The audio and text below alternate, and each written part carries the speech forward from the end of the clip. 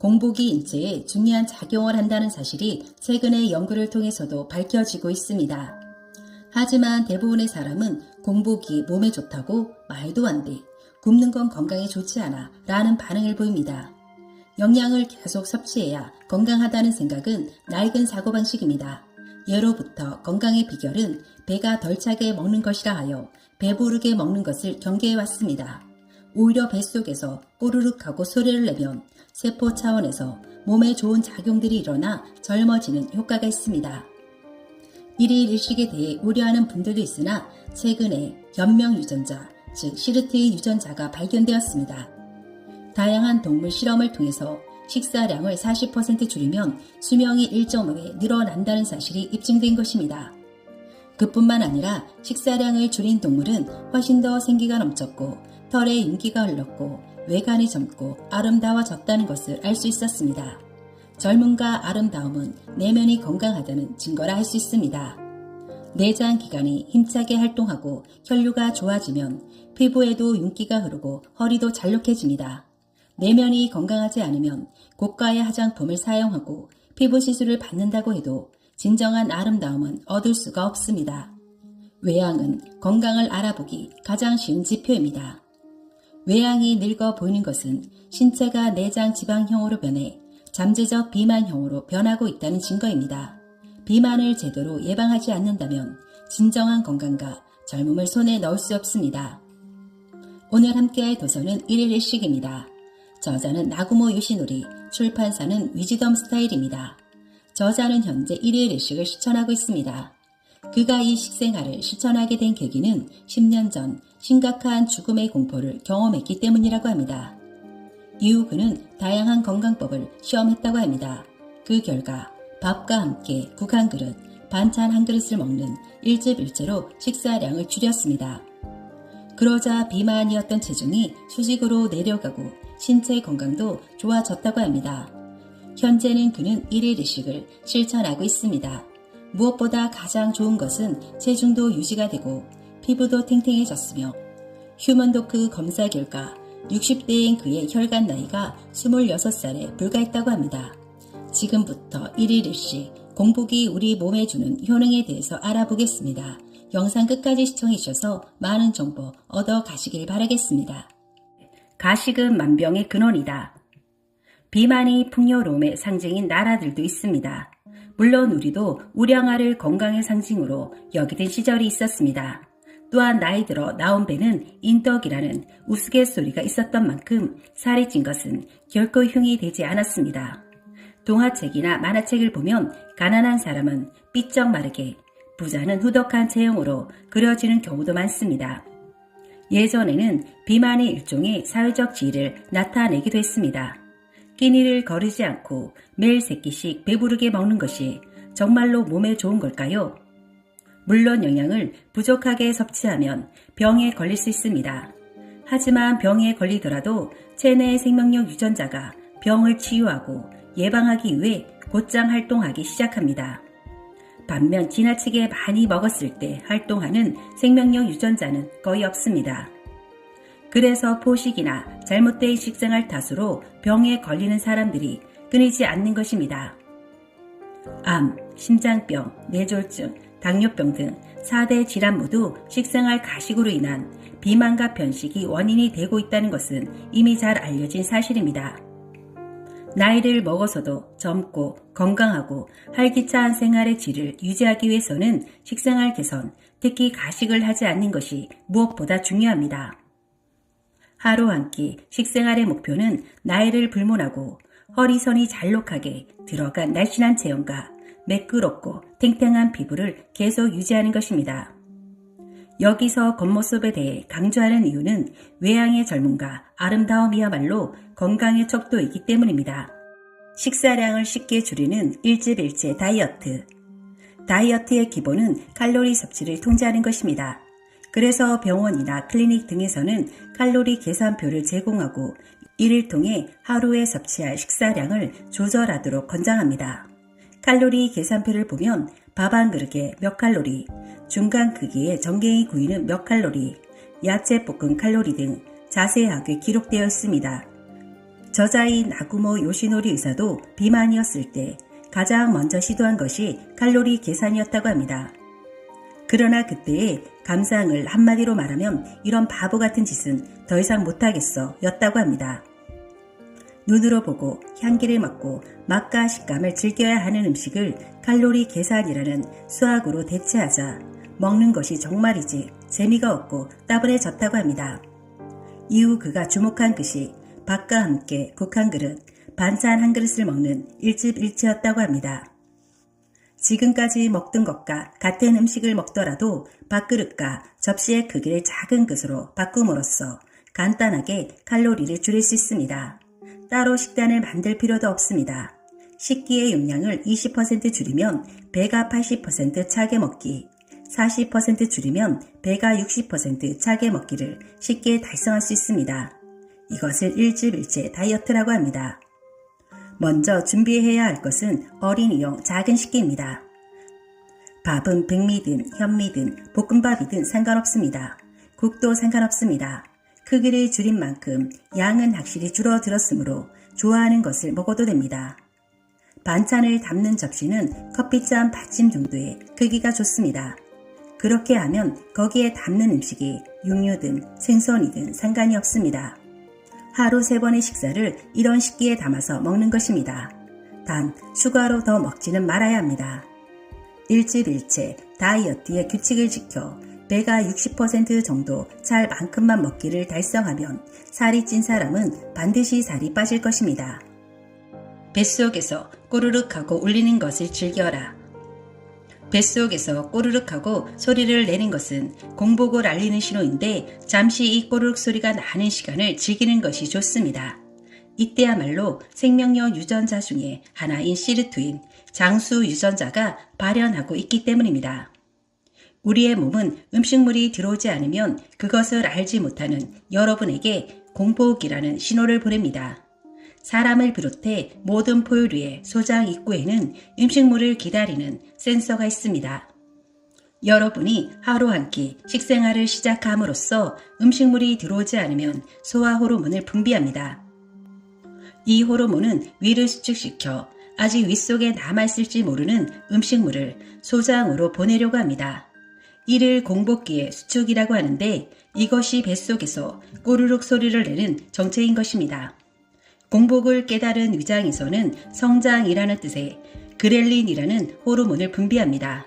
그렐린은 공복으로 자극을 받은 위 점막에서 분비되고 이는 내 시상하부에 작용하여 식욕을 일으키는 작용을 합니다. 배가 고파서 배에서 꼬르륵 소리가 나면 회춘 호르몬이 분비되어 여러분은 점점 더 젊고 매력적으로 변해갈 것입니다. 배에서 소리가 난다고 서둘러 식사를 하지 말고 잠시 동안 성장 호르몬으로 인해 발생하는 회춘 효과를 즐기는 것입니다. 뱃속에서 꼬르륵 소리가 날 때는 한층 더 강력한 생명력이 용수숨치는데 그것의 실체는 바로 시르투인 유전자입니다. 그런데 이 유전자가 효과를 발휘하려면 한 가지 조건이 반드시 필요합니다. 그것이 바로 공복입니다.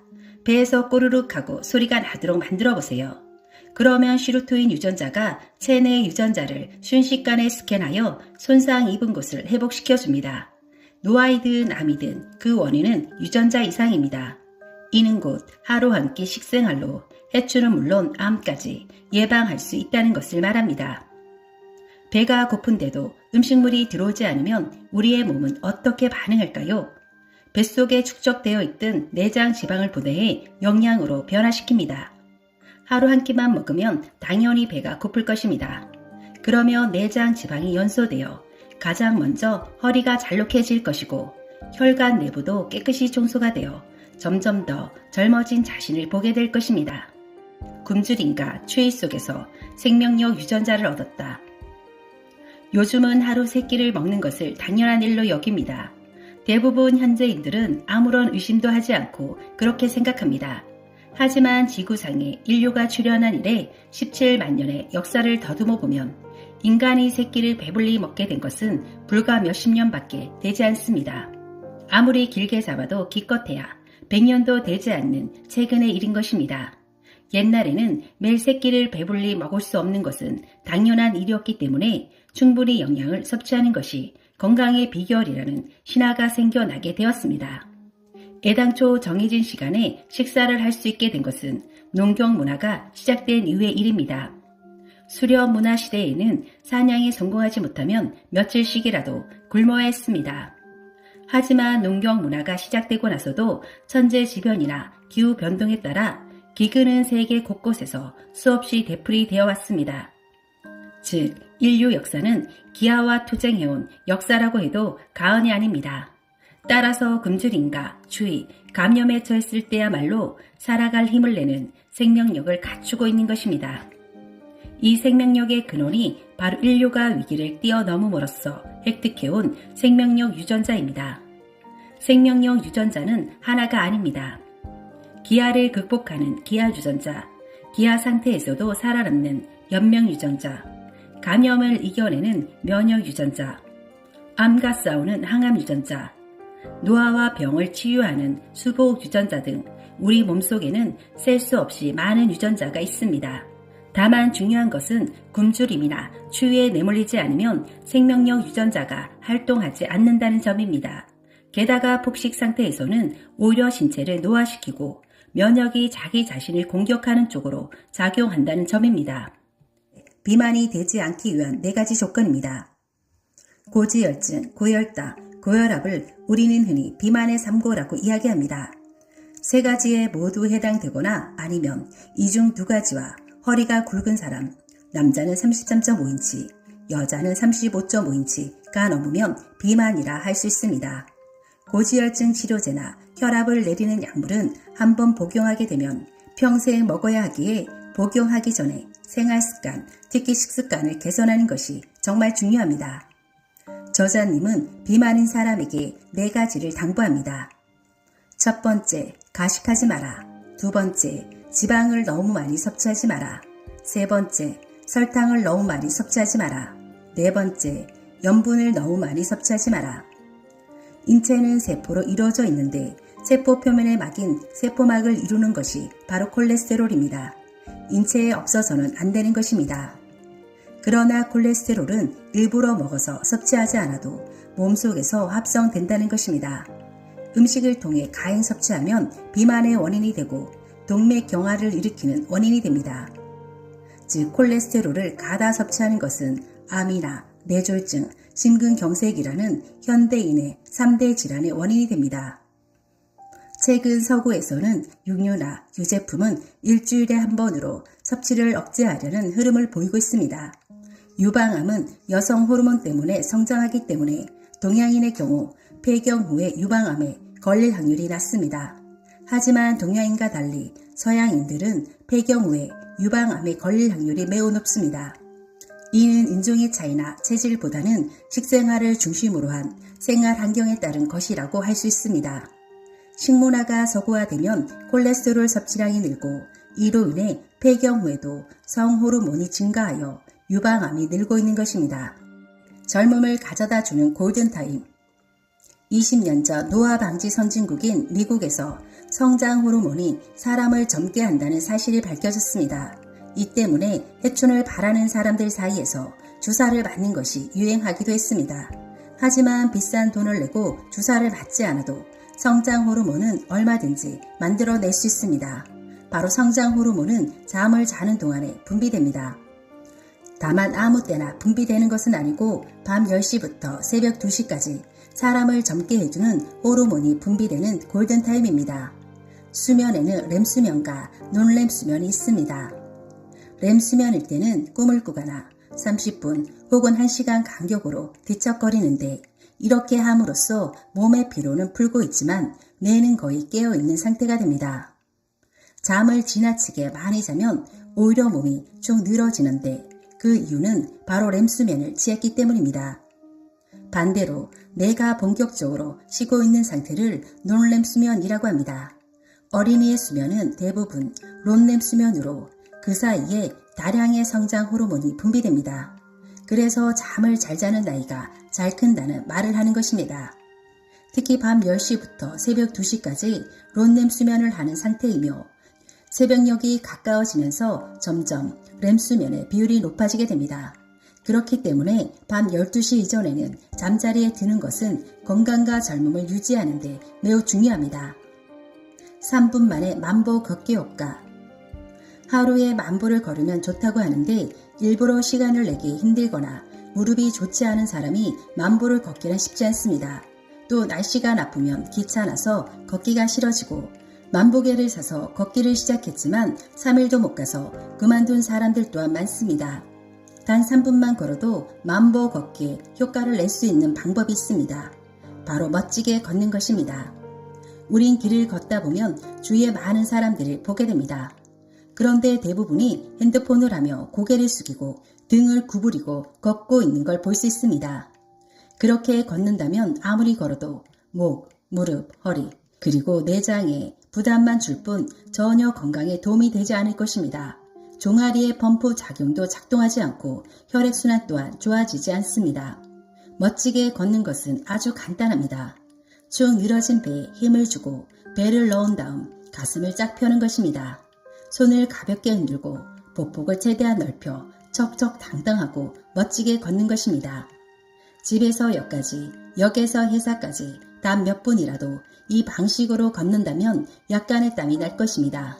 그리고 다음 날에는 근육이 아플 것입니다. 복근, 척추 길이근, 종아리의 근육을 집중적으로 사용하기 때문입니다. 걸을 때는 나아가려는 방향의 하늘을 보고 미소 지으며 마치 모델이라도 된 것처럼 당당하게 걸어보세요.